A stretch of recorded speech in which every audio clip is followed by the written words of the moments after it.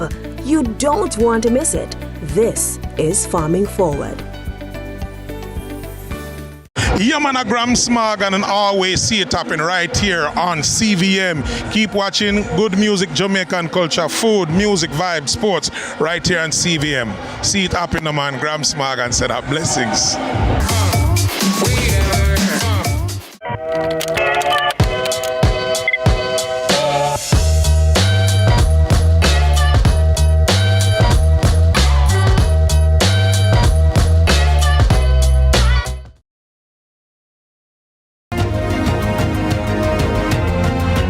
Ordinary scenes at the White House last Friday as the president of the Ukraine, Volodymyr Zelensky, ran into the dual trouble of Donald Trump and J.D. Vance, his vice president, at the White House, in scenes that even the most seasoned political and diplomatic observers have never seen before. What are the implications of what some are calling ambush at the White House, and how does the United States exert its authority in a soft and diplomatic and respectful way with those people it has to make bilateral deals with and have bilateral relations with? It's all topsy-turvy, and we're trying to make sense of it all with two wise men of diplomacy and foreign relations on this edition of Lead Story, which starts right now.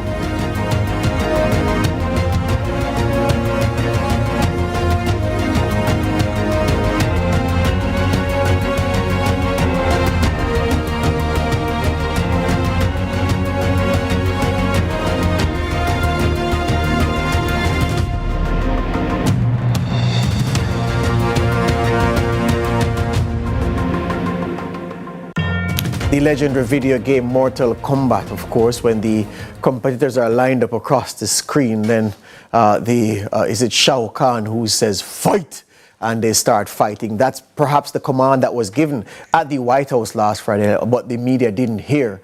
That extraordinary exchange between Donald Trump, J.D. Vance, well, involving Donald Trump, J.D. Vance, and Volodymyr Zelensky, the man leading the Ukraine at this time, extraordinary by any measure. I've never seen a president talk to another president in that manner. I've never seen diplomacy be discarded in that public manner. I've never seen an attempt at emasculation being done publicly before. I can tell you, I was listening live. I was driving, listening to it on the BBC World Service. I had to pull over to listen to it because I could not believe what I was hearing. Yeah? And in case you missed it, this is a reflection on what happened last week, Friday. In a highly charged meeting on Friday, President Donald Trump and Vice President J.D. Vance confronted Ukrainian President Volodymyr Zelensky in the Oval Office, leading to a public and contentious exchange that has garnered international attention. The meeting, initially intended to discuss continued U.S. support for Ukraine amidst its ongoing conflict with Russia, quickly escalated when President Trump accused Zelensky of gambling with World War III. Vice President Vance joined in, rebuking Zelensky for his handling of the war, further intensifying the confrontation. This unprecedented public dressing down of a visiting head of state was broadcast globally, shocking both domestic and international observers. European leaders and Democrats have rallied behind Zelensky, condemning Trump's approach as detrimental to international relations. In contrast, some Republican allies have suggested that Zelensky came looking for a fight, reflecting a divided response within the U.S. political landscape. The incident has raised concerns among Ukrainian people, with many expressing anxiety over the future of U.S.-Ukraine relations. Internationally, the meeting has been described as a shouting match, underscoring a significant shift in U.S. foreign policy and casting doubt on future support for Ukraine. However, Zelensky has said the relationship between the United States and his country will continue when asked by reporters in London. So, will there be long-term implications of this unprecedented exchange? And has this changed the dynamics of international diplomacy? We discuss on Lead Story. Courtney Lewis for Lead Story. All right, so we'll get into it after this break here on Lead Story.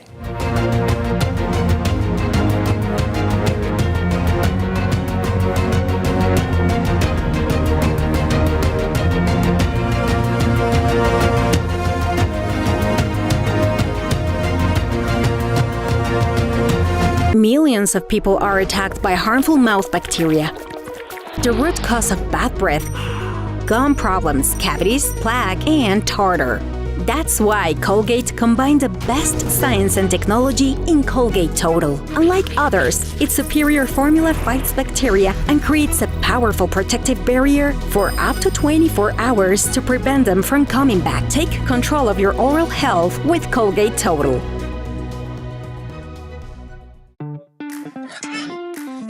Hey you know all the people in your business?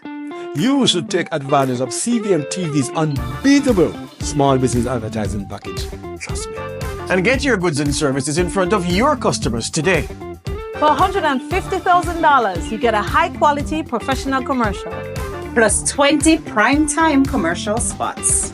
That's massive exposure at a fraction of the cost. Including on the #1 morning show in Jamaica, Sunrise. So don't wait. Call us on 658-208-5377 and see your business goals happen right here on CVM Television.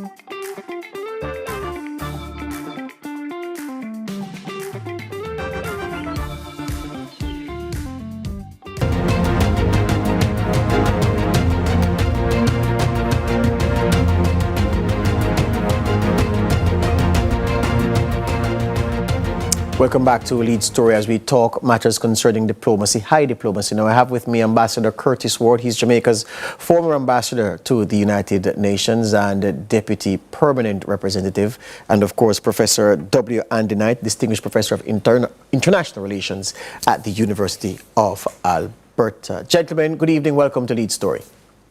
Good evening. Thank you for having me. Excellent. Yep. Ambassador, let me start with you. I must ask, sir, what were you doing on Friday and what did you think as that exchange reached crescendo involving those three men? Well, I was watching the live TV on the meeting at the White House, which, to my greatest surprise, turned out to be a freak show. To say I was surprised is putting it mildly. I had never seen anything like that in all my years, following politics and diplomacy and so on. And I've never seen the dignity of the White House brought down to that level. Remind us of how long you've been in this business of diplomacy, Ambassador Ward. Well, I really got into this more deeply in 1999, but I've always been a student of international relations. Ever since I was in college and undergrad, as well as in law school and post-law school, I did quite a bit of concentration on studying things. And you've never seen anything remotely like this? I've never seen anything like this. In the 1970s, when I was a political officer at the Jamaican Embassy in Washington, I followed closely everything that occurred at the White House. And I've kept following international relations, international diplomacy. I spent time at the United Nations, and I've never seen anything resembling anywhere near what I saw happen in the Oval Office last week. Yeah. Professor Knight, there have been meetings between the heads of state of the established authority in the world, meaning the US, the UK, France, Germany, Italy. There have been meetings between the leaders of those countries and despots, dictators, presidents who had a lot of blood on their hands. And even then, those despotic figures were not treated to what Zelensky was subject to last Friday. Why did it happen to him? Well, this is as much as a surprise to me as it was to Ambassador Ward. I wasn't watching at the time because I was involved in some negotiations and briefings at the Department of National Defense. looking at a question of white supremacy in the Canadian military. So I wasn't able to see the actual event, but it didn't take me very long before the images of and the clips from that meeting came across to me, and I've never seen anything like it myself. I am an individual who co-founded, for example, the Caribbean Diplomatic Academy.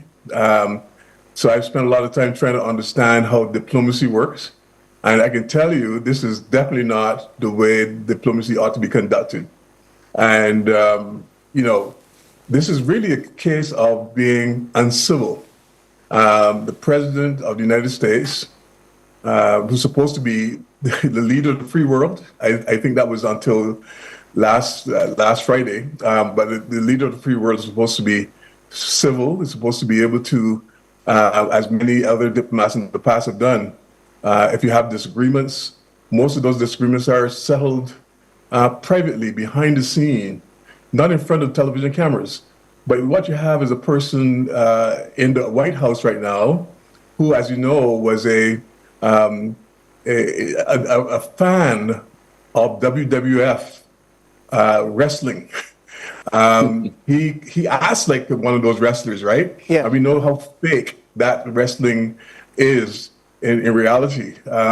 So a lot of this is really about playing to the cameras. Yeah. This is really about sending across a message that he's a tough guy. Yeah. At the international level. It has nothing to do really with diplomacy.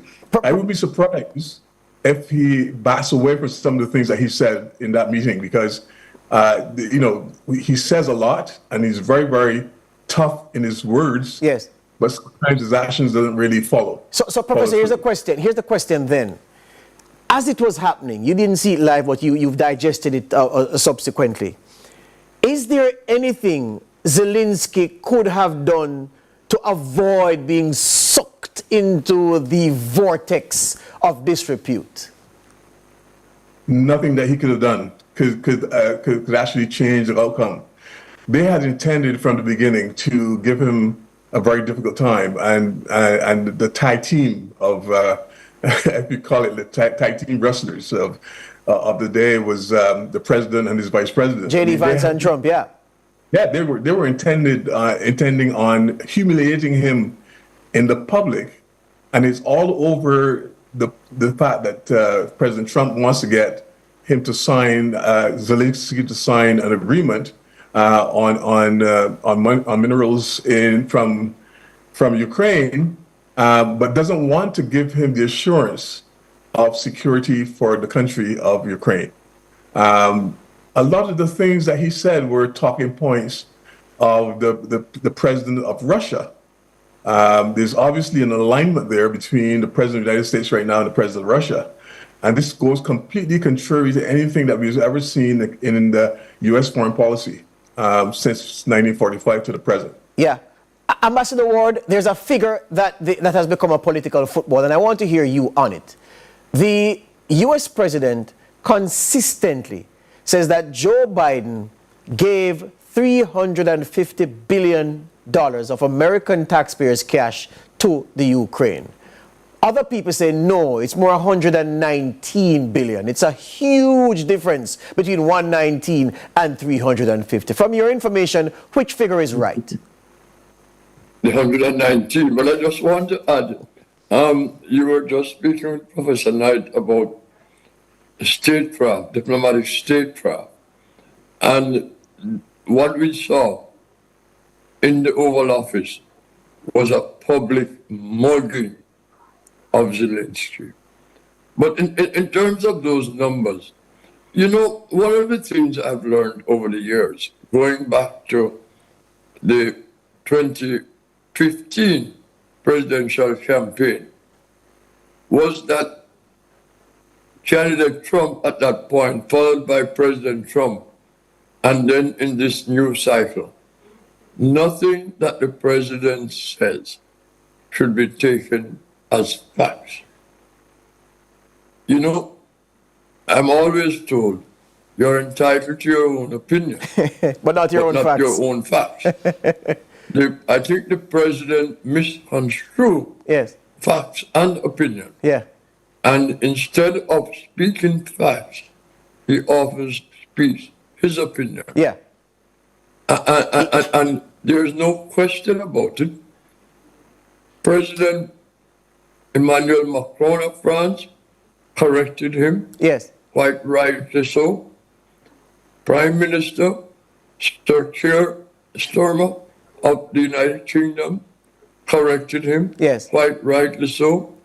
But he keeps repeating it. Yeah. You know, and one of the things that some of us have decided on. Yes. There's no point arguing with a member of the MAGA group. I hear you on that. Hold that point, Ambassador. Hold that point, Ambassador. I have to take the break and come right back. This is Lead Story here on CVM TV.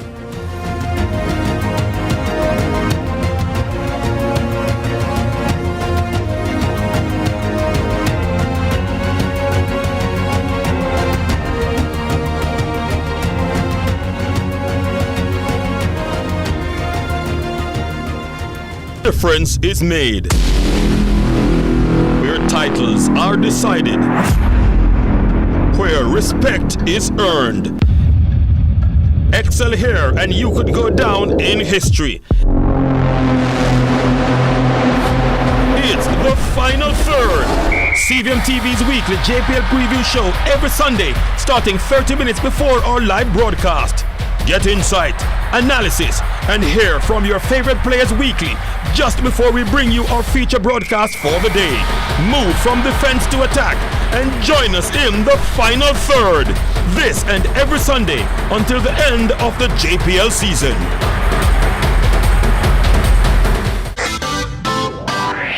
Every dream conquered is another dream game. I land and I fly again like a jet plane. Headed straight in your direction. 'Cause I'm wiser, one step closer. I'm winning 'cause I work so hard. And the music keeps on playing, and the people them I say we are my show tonight. Oh, what a feeling! Don't stop dreaming. Keep on believing in the power of the feeling. Whatever you want, take a chance. Song in your heart, step in your dance. You got the spark, don't fit the dark, shine your lights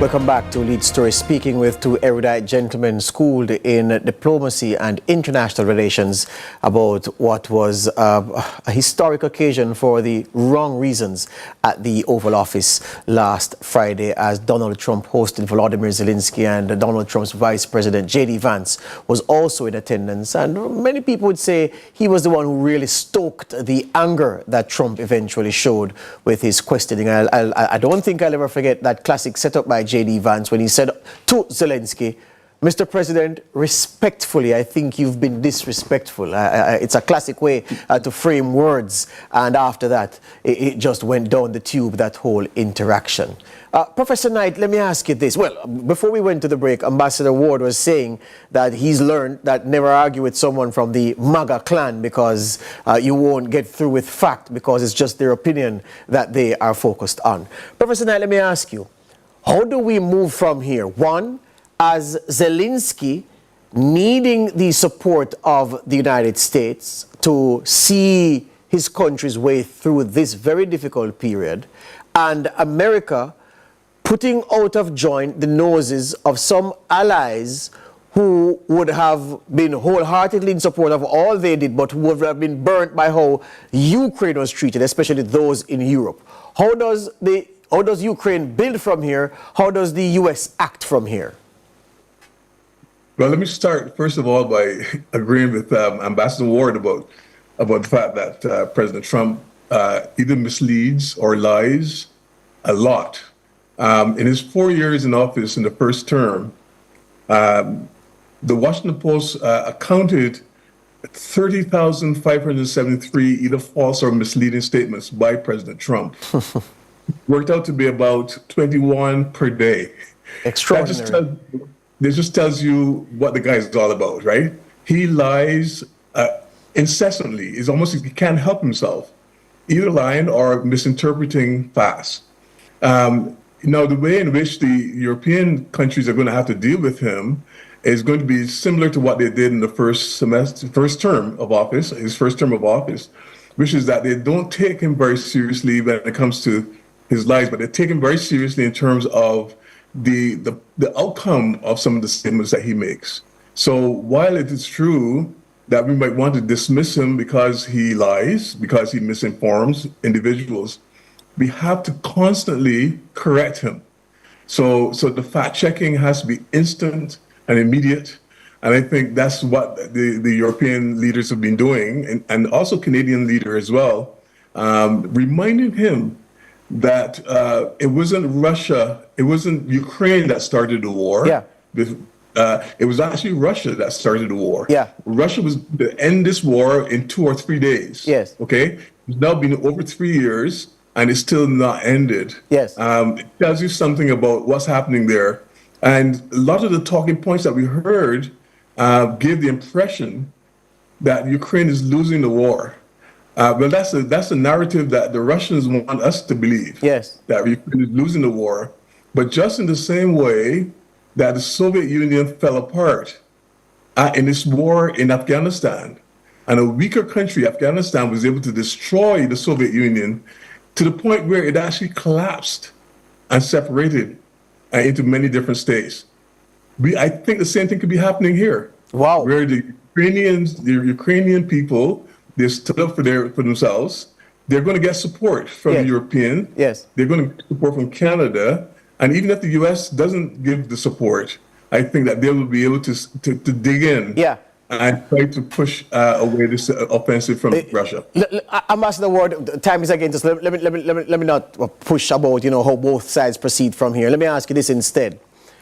Does Ukraine have a good chance of at least holding its own for the remainder of this war, for however long that is, with Europe's stronger support as opposed to support from the United States? Can they do it without the USA? Not for very long. That is my view. Europe will put a tremendous amount of resources in support of Ukraine. But Russia is prepared to sacrifice lives. And Ukraine cannot afford to keep sacrificing lives. So the pressure will be on Ukraine. But I think what I saw coming out of London this week, out of Lancaster House, is that the European leaders are determined to dig down and help Ukraine to keep Russia at bay, while at the same time pursuing a diplomatic track, which they need the support of the United States. And I think they will get it. But Ambassador, if I may ask you, Germany will soon be designated the sick man of Europe, because you know that there's always that tag that is attached to one country. It will soon be Germany's turn, notwithstanding the fact that a new chancellor is trying to, a chancellor-elect is trying to whip together a coalition. France is politically unstable, as France always is. The UK has a debt crisis. It has a migrant crisis. They're working to fix the NHS. There are so many problems. There are a chancellor who is struggling to get cut through in terms of Rachel Reeves. So they have their own share of problems. Will they be able to muster enough resources together to form a coalition of the willing and able to give good support while the fences with the US are mended by the Ukraine? They have no choice, because their future are threatened by Putin and the Russians.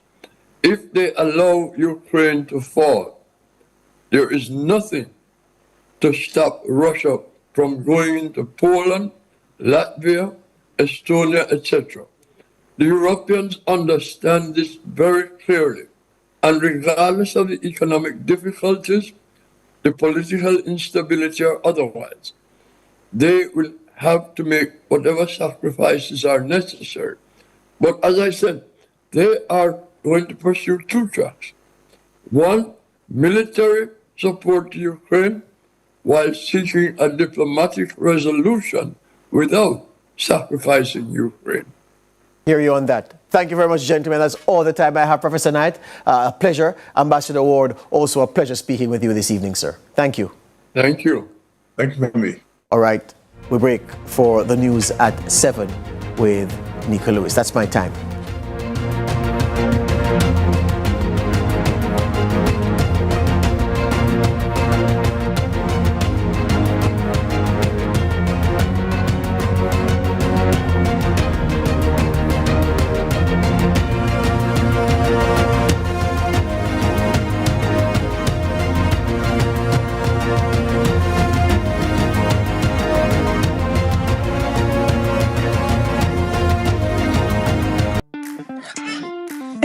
Hey, you know all the people in your business.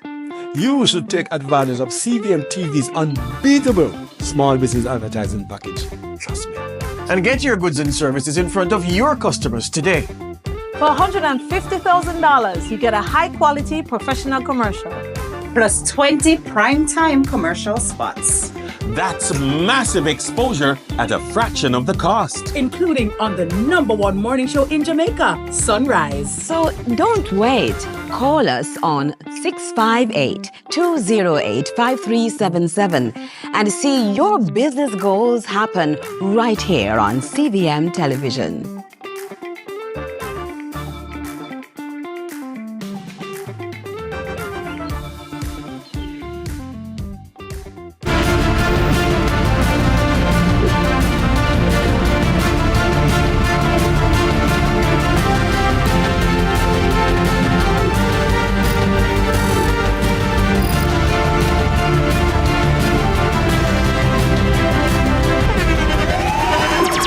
The internationally acclaimed On Stage with Winfred Williams. At a new time, Saturdays at 8 p.m. on CVM TV. So much more than entertainment. Every dream conquered is another dream gained. I land and I fly again like a jet plane. Headed straight in your direction. 'Cause I'm wiser, one step closer. I'm winning 'cause I work so hard. And the music hits I play, and the people them I say we are my show tonight. Oh, what a feeling! Don't stop dreaming. Keep on believing in the power of the feeling. Whatever you want, take a chance. Song in your heart, step in your dance. You got a spark, don't put it down. Shine your lights on.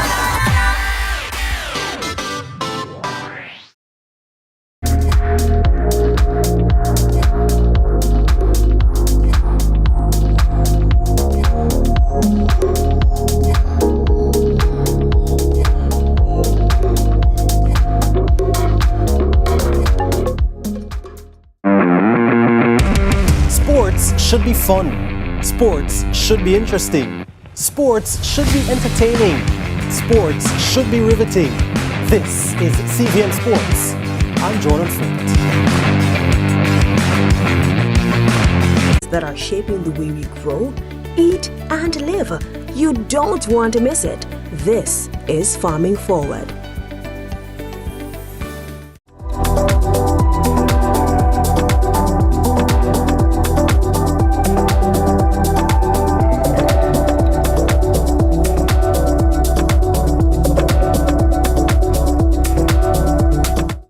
Open a Sagicor Bank savings account from anywhere. Go online and open yours today.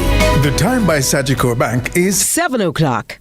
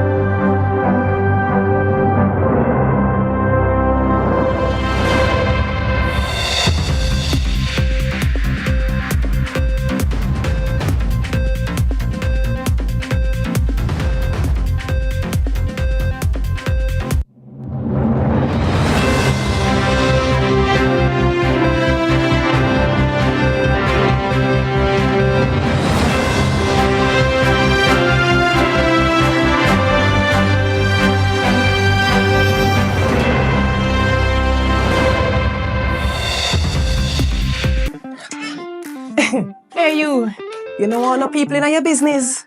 You should take advantage of CVM TV's unbeatable small business advertising package. Trust me. And get your goods and services in front of your customers today. For $150,000, you get a high-quality professional commercial. Plus 20 primetime commercial spots. That's massive exposure at a fraction of the cost. So don't wait. Call us on 658-208-5377 and see your business goals happen right here on CVM Television.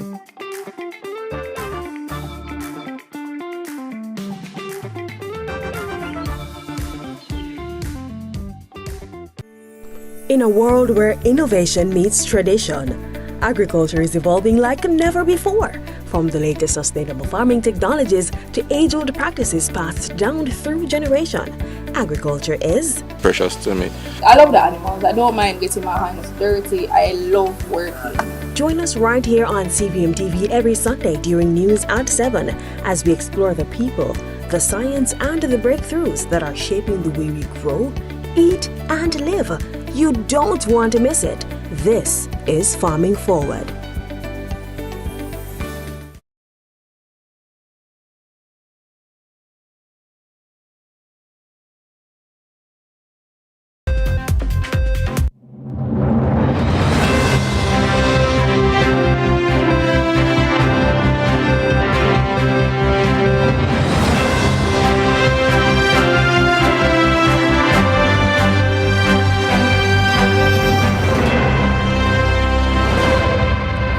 Kingston, Jamaica. This is CVM News at 7. It's Monday, March 3, 2025.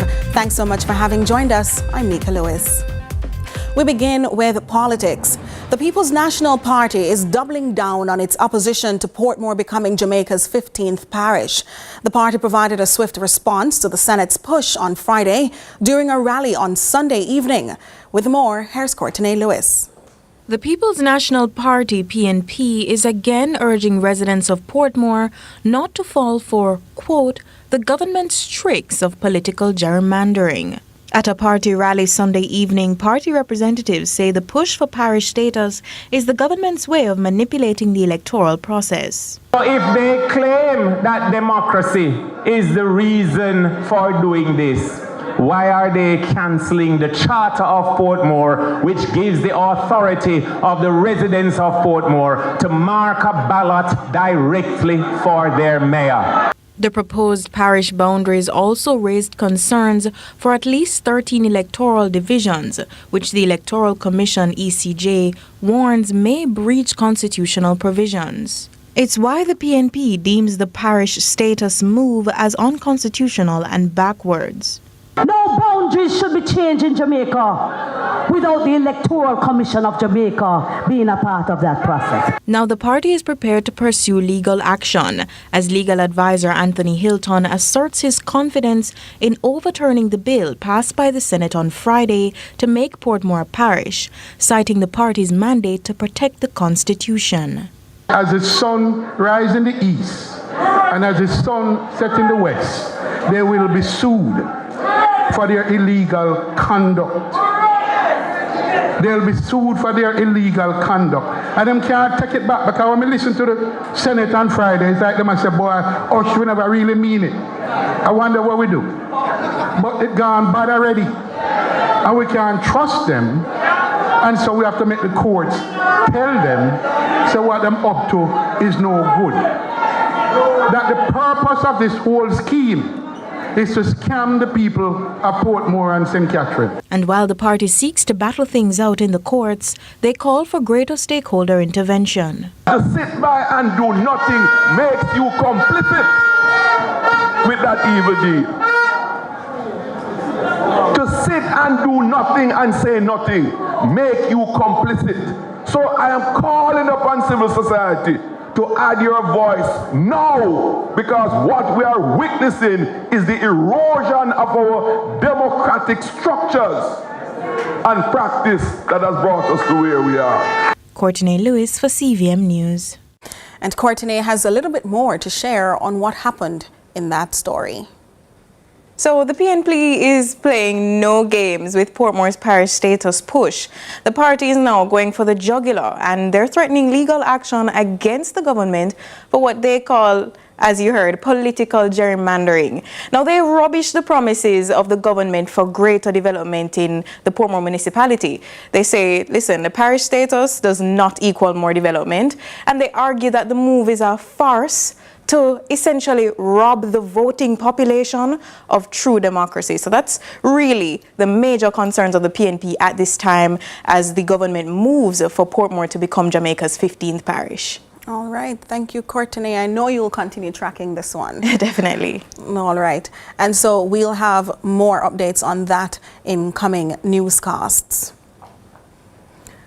And ahead of our next story, we understand that in light of continued criticism regarding Jamaica's importation of food and other products, the Agriculture Minister has responded.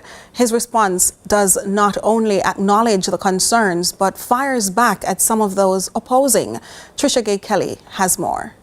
Agriculture Minister Floyd Green has moved to address concerns about the country's import of ground produce and other foods grown in the country. The minister has clarified that while the country's importation bill has increased, the level of importation has decreased. When we've been looking at some of the figures, at least 24% of the increase is by virtue of the increased costs of goods.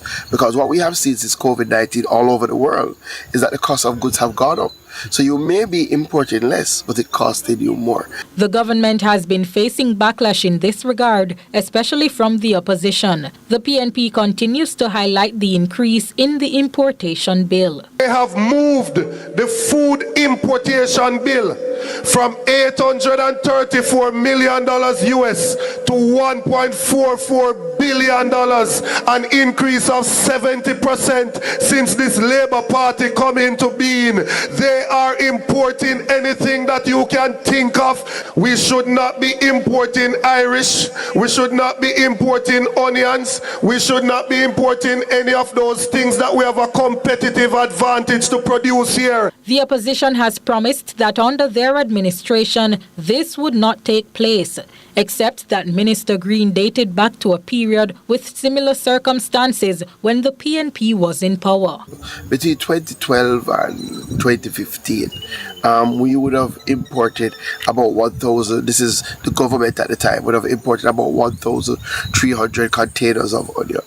In the last 4 years, we would have imported about 600 containers of onions. So there's almost a 50% reduction in the amount of onions that we've imported.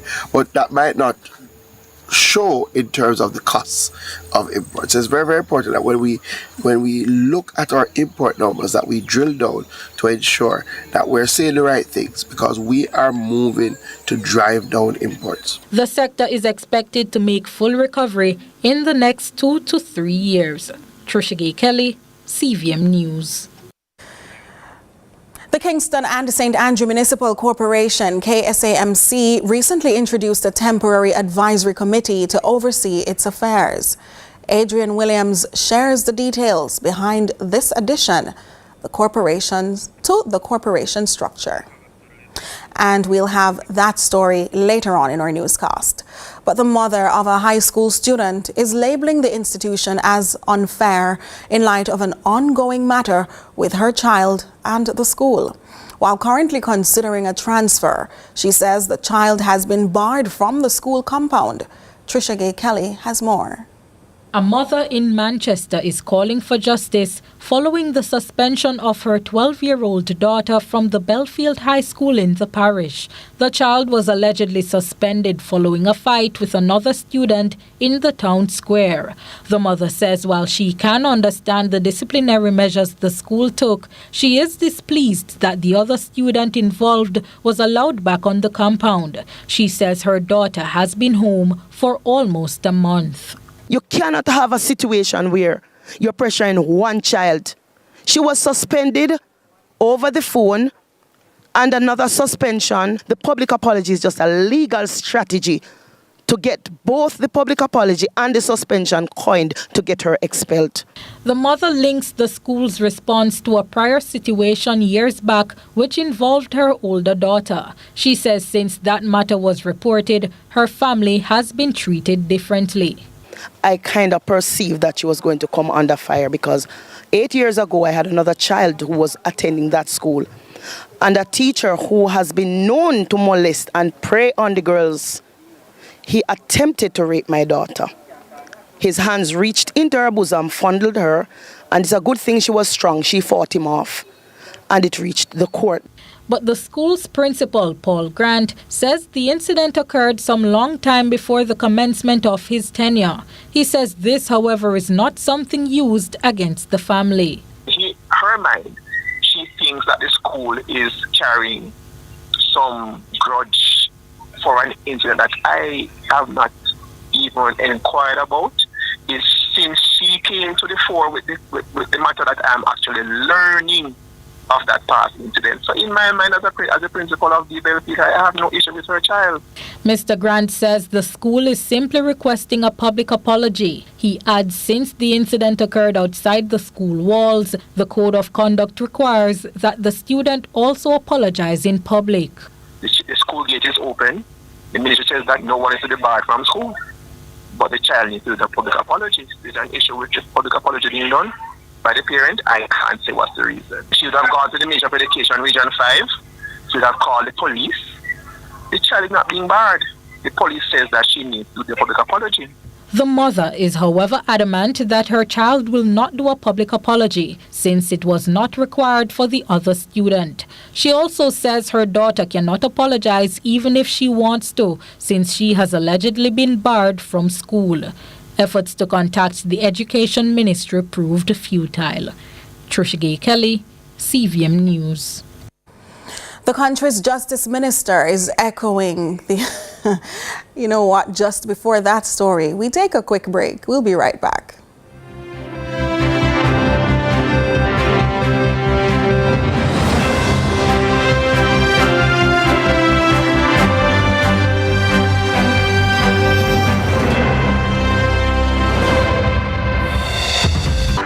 Every dream conquered is another dream gained. I land and I fly again like a jet plane.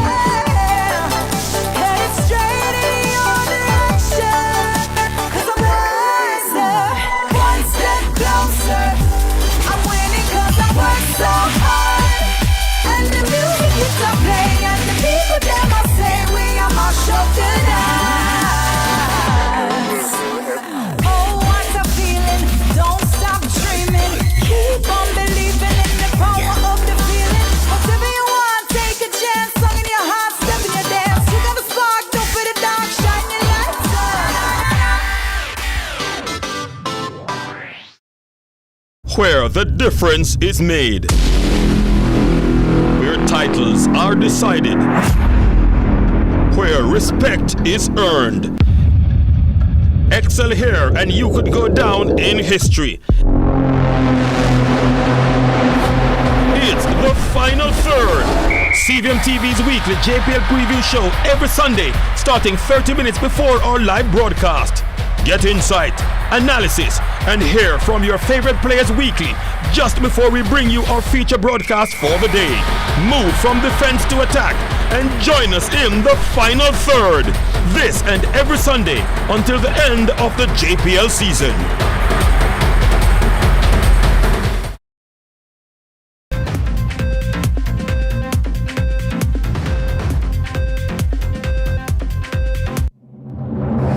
Welcome back to CVM News at 7. The Kingston and St. Andrew Municipal Corporation, KSAMC, recently introduced a temporary advisory committee to oversee its affairs. As we told you earlier, Adrian Williams shares the details behind this new change to the corporation structure. The Kingston and St. Andrew Municipal Corporation, KSAMC, launched an interim advisory committee last week. This committee will stand in place of an absent local public accounts committee, LPAC, since 2017. The LPAC ensures transparency in local government. What we have done is put in an interim committee. So when the SCC is ready for us, then our committee will no longer exist, and you have the LPAC. The newly formed committee should bridge the gap between the KSAMC and the stakeholders, including the citizens. This advisory committee have been carefully structured to serve as an independent and strategic body. It will focus on key critical areas to the growth and development of the municipality, including clean, safe and orderly neighborhoods, sustainable and strategic infrastructure development, technological and climate smart solution, inclusive economic growth and job creation, revenue enhancement and fiscal responsibility. The committee will hit the ground running with its first task. The first task of the advisory committee will be to review and bring the financial accounts and records of the municipal corporation up to date in accordance with the required standard. Leading the committee are Chairman Dr. Devon Dick and Vice Chairman Cleveland Tomlinson. Other members are Dr. Barbara Carby, Jonathan Swire, Professor Carol Archer, Stephen Wright, Shirley Lee Price, Brando Hayden, Garnet McIntosh Reed, and Keitha Silvera. Additionally, the committee will engage with the Social Development Commission, SDC, to select someone from the community stream. Adrian Williams for CVM News. Hoteliers are being urged to establish workers' unions to improve representation and prioritize workers' rights. The call comes months after a wave of strikes rocked the hotel industry in late 2024. With more, here's Shante McNeil. Assistant General Secretary of the Bustamante Industrial Trade Union, BITU, Colin Virgo, says inadequate representation fueled the late 2024 hotel workers' strikes. As hotel workers were denied basic rights that proper union advocacy could have protected, he's calling on hoteliers to work more closely with unions to safeguard workers' rights. They must stop trying to go around the law and just allow the worker them to join a union. It's not costing the hotel anything. And they've just been following that common sense approach from day one without it being draconianized into the law as it has been done in, say, Antigua and Bahamas. That wave of strikes that we had the other day, that embarrassed the hotel industry locally and globally wouldn't have happened. Beyond wages, poor working conditions, and unresponsive management, key issues that sparked last year's protest, long-term contract extensions also stirred frustration, something hoteliers say is due to seasonal fluctuations. But Virgo strongly dismissed that argument, pointing to the tourism sector's continued boom under Minister Edmund Bartlett. He draws a comparison to the sugar industry. You have one cropping year, one reaping period, and you have a down period. Yet still, sugar has been able to figure it out. So what is it? The sugar people bright and it was people don't? No, it's not. Plenty times during what used to traditionally be the off-season, you're trying to book a hotel for a retreat or this or that. And the hotels are telling us, we can't take so much people from here one week full, hotel full, booking full. So this argument about off-season and what have you don't apply in the tourism industry. Virgo acknowledges the government's efforts to improve working conditions, but says it's now up to employers to step up. Government's policy moving forward in that, especially those large-scale developments, that he's very happy to see as Palidom is doing, providing decent and proper housing for their workers, especially those who may come from out of the area and out of parish. So steps are being taken in the right direction as far as I can see from the government side. It is the employers who need to stop obstructing. Shante McNeil, CVM News. Jamaica has not been excluded from the declining birth rate being registered elsewhere in the Caribbean and farther afield. So once there is an opportunity, we see clarity on the reasons. Here's one such instance with Carolyn Brown. On a day not so long ago, CVM News got past the corridors of Jamaica's well-established maternity hospital in capital Kingston, the North Street Birth Centre, the largest in the English-speaking Caribbean, which once prides itself for thousands of babies yearly. But a dip in the number of deliveries is now historic. So we're standing beside one of the empty beds here at the Jubilee Hospital, and we just want to find out from a matron, why is this so? Matron, what is the capacity on this floor, for example? We have 63 beds on this floor. What's your capacity right now? And we are at 32 this morning, mothers, and 32 babies on the ward as we speak. It has been said the numbers are dwindling. Is this the truth? Well, the numbers of deliveries have fallen. Years gone by, when I came to Jubilee in 1991, we were doing like 15,000 deliveries for the year. We are now down to less than 8,000 deliveries for the year. So yes, we are doing less deliveries these days. What are the reasons? The reasons are multifactorial. Women are more thinking of getting careers over having babies. So we have less mothers who are having 10, 11 babies. Those days you had a lot of mothers who had lots of children, but I think we're now down to an average of 2 or 3 per mother. So they're not having the number of children that they usually have in those days. Does that affect the number of nurses that are employable and employed? No, we were grossly understaffed in those days. We never had the number of nurses, midwives to carry out the functions that were needed. So we have a little more staff presently, so we are better able to give a better quality care to our patients now than then. CVM News at 7 continues in just a moment.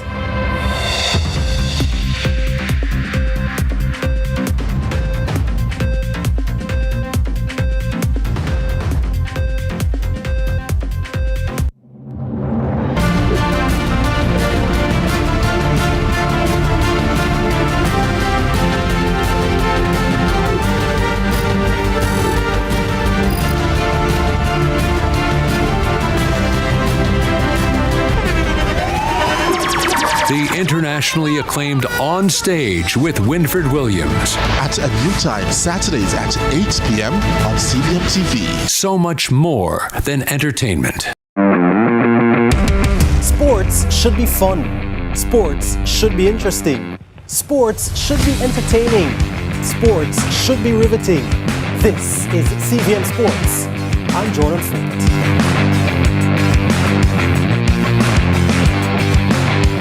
What would you do if a date asked you how much you weigh?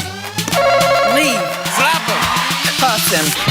It was going so well until... Ask him how much his mama weighs.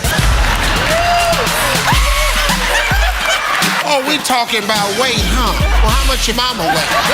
All new Family Feud. You ain't got to worry about how much I weigh. You won't be feeling nothing over here.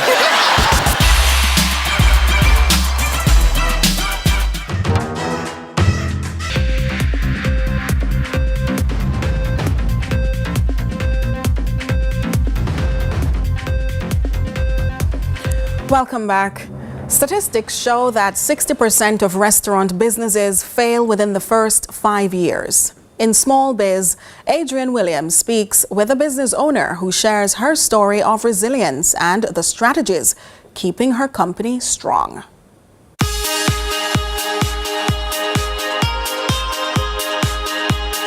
Wagwan Small Biz family. I purposely said Wagwan because guess what? We're going to be speaking to the owner of the Wagwan Cafe on Harbor Street. That's downtown. How did they come about that name? Want to find out? Let's go.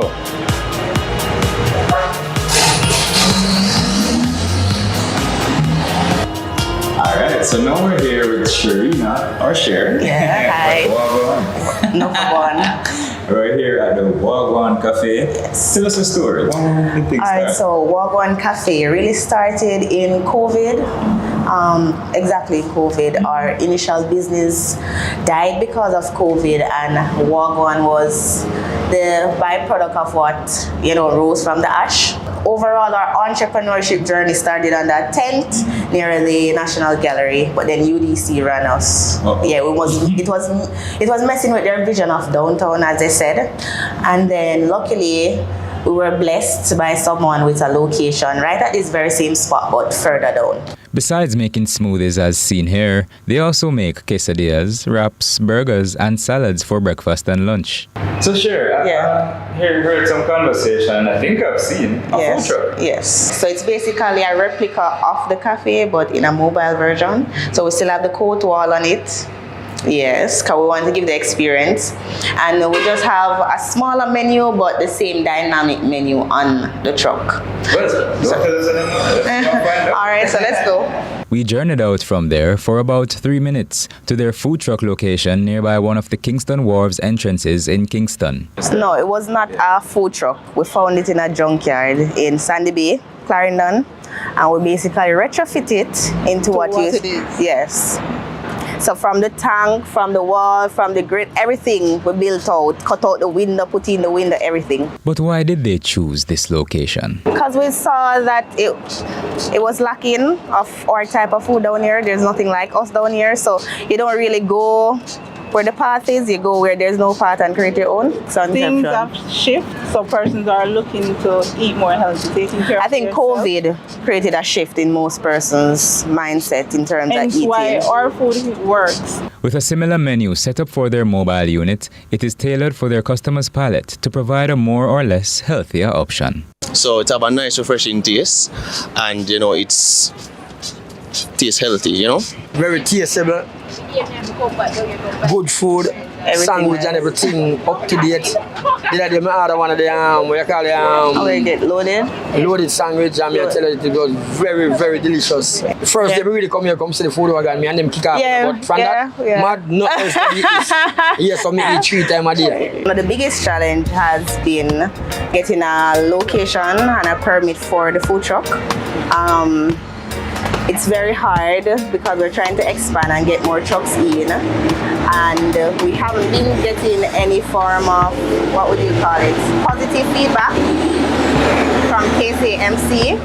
I think that's holding the industry back, because I think the food truck industry will do extremely well out here.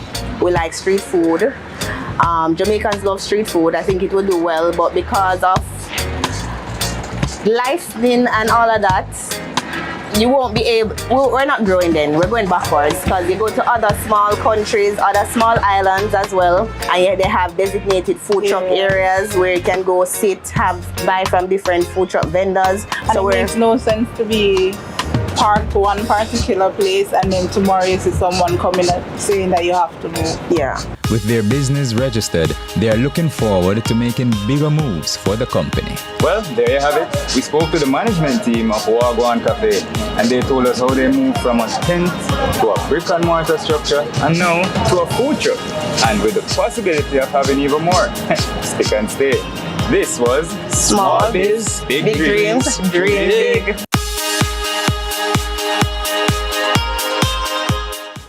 Indeed. And so join us right after this for more CVM News at 7.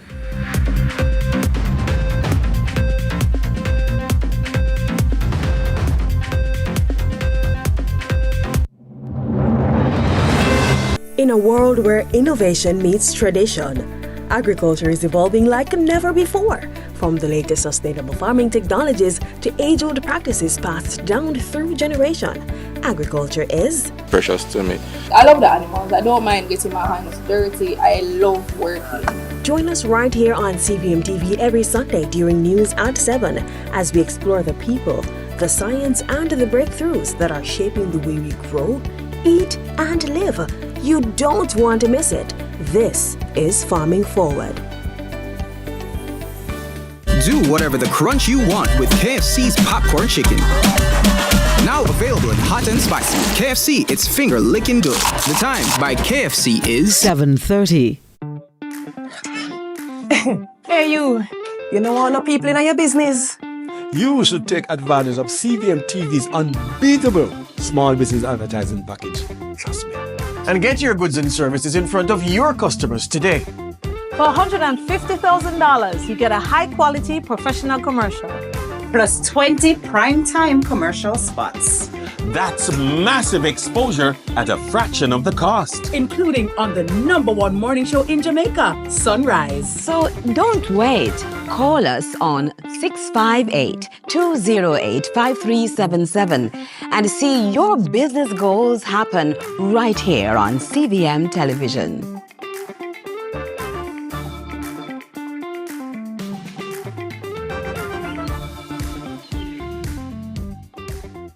What would you do if a date asked you how much you weigh? Leave. Slap him. Cuss him. It was going so well until... Ask him how much his mama weighs. Oh, we talking about weight, huh? Well, how much your mama weigh? All new Family Feud. You ain't got to worry about how much I weigh. You won't be feeling nothing over here.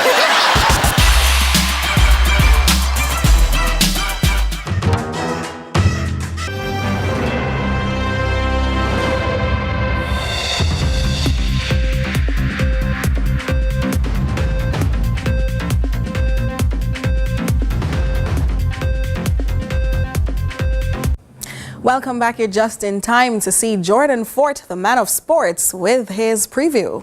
Jordan. Well, Nika, for the second match day in a row, no Jamaica Premier League. Remember, the referees withdrew their services on Sunday, forcing the postponement of all 6 matches. Well, there's no Monday match night tonight, unfortunately, because of that as well. And Jamaica's women, they are not feeling happy right now because they needed to win their match today to keep their hopes of qualifying for the final alive, and that was not the case. I'm going to tell you that and much more in sports. I really hope we'll get some positive news in sports. But we take a quick break and we'll be right back.